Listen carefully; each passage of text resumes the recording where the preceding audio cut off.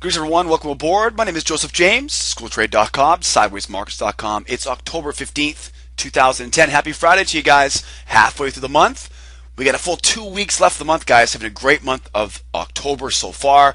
And don't forget, we get Halloween at the end of the month, my favorite holiday, right? Hope you guys got your costumes ready to go. Only 2 weeks left.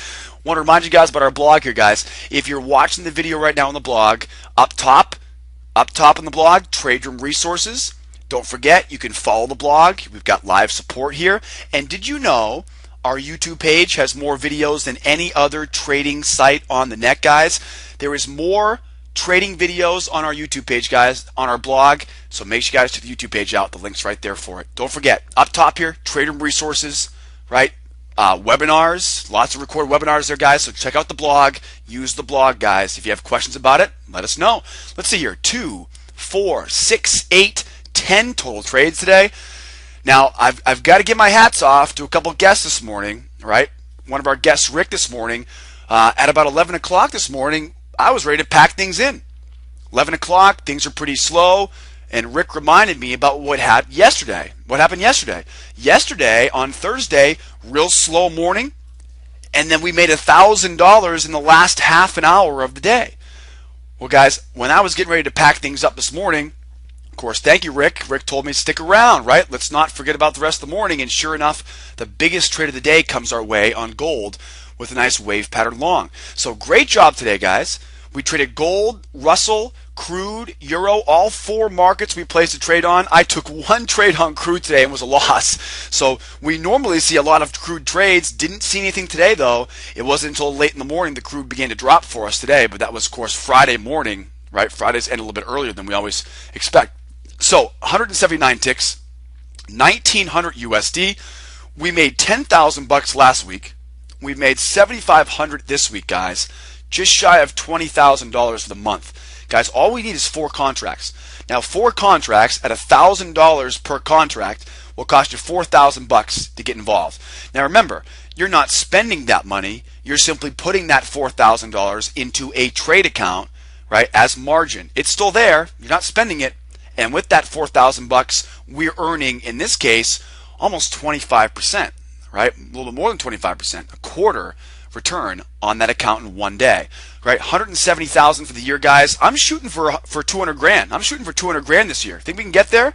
We only got about 2 months left, but this is the best 2 months of the year, right? End of October, November, and the first 3 quarters of the month of December, guys, before the end of the year. Those are the best times to be a trader. We'll keep you guys posted the rest of the month of October, but great month so far, guys, and great job, of course, this week. A lot of you members already cashed out your chips this week on Thursday with your weekly profit goals. So good job. What happened today? Well, today was Friday. We had Fed Chairman Big Ben Bernanke speaking at 8:15 this morning. Now, what happened this morning was we had 8:15 Ben Bernanke speaking. We had 8:30, lots of news at 8:30, right? We had CPI. What else do we have? Consumer confidence. Nope, that was at 9:15. We had a number of news events at 8:30.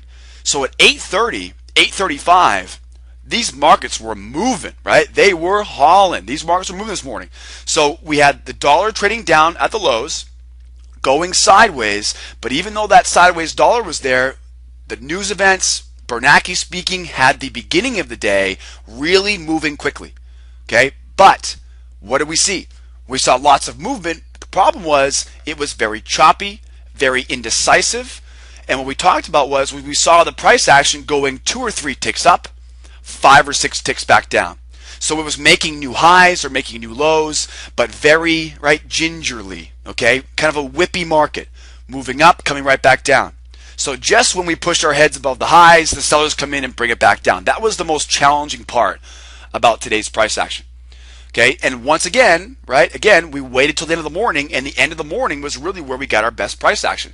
So the beginning of the morning was challenging because all the whippy moves in the market started to get a little bit easier to trade mid-morning, but the end of the morning is where we made most of our money. All right, guys, let's take a look here. On the dollar today, now I wanted to show you guys a full chart of the dollar. Okay, here's a full chart of the dollar. Now, here's where we started today. Remember, we oftentimes don't know, right? We don't know anything more than what we see at that time. So here's my dollar. Here's what I saw, right? That's what I saw. In fact, it was more like this, right? That's what we saw.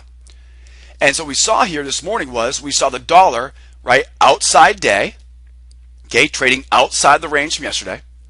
But we also knew that this previous low of day right there at 475, that was going to be a major pivot point for us. If we go above the previous low of day, right, the bulls are in charge, we expect the dollar to rise.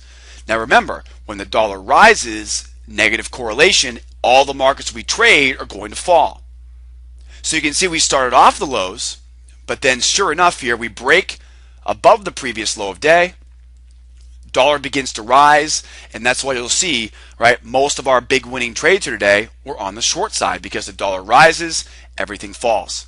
All right, guys, so right away, outside day, as you can see, it was a pretty wide trading range, right? Relatively wide trading range compared to yesterday's range. So a good looking wide trading range, and we were trending down at the time.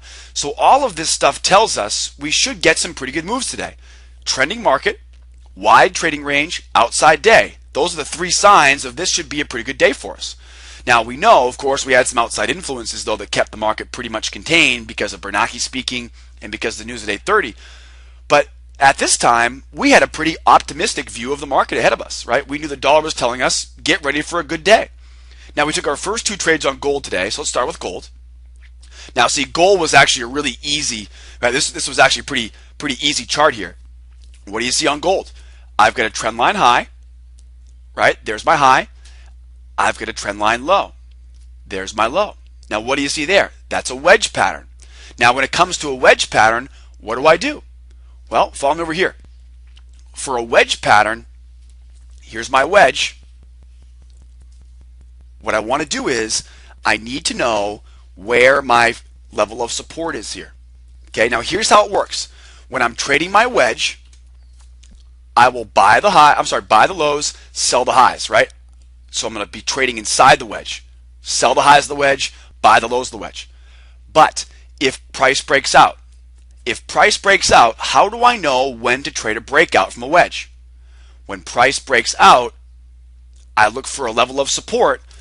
That's where I take my breakout, below that level of support.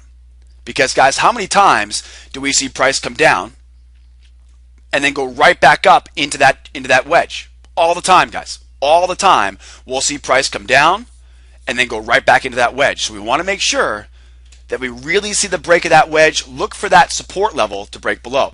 Now you can see here what happened here today